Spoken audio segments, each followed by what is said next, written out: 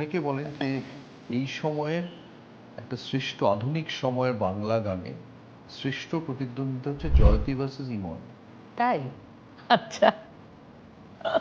কি তোমার কি মনে হয়? আমার মনে হয় কখনোই তা নয়। ওর উত্থানটা একদমই ছবি, সিনেমা, ফিল্ম রিলেটেড। ওর বেসিক গান তার পরে পরে পরে পরে মাঝে মাঝে এসেছে।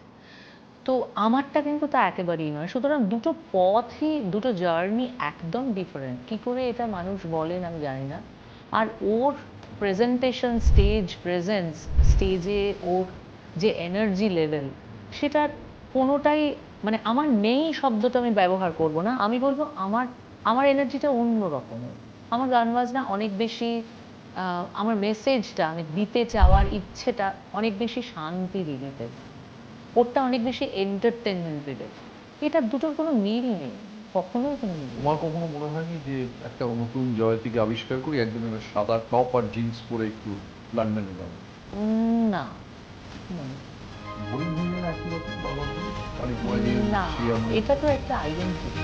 আমি আইডেন্টিটিতে বিশ্বাস করি, এনজয় করি আইডেন্টিটি।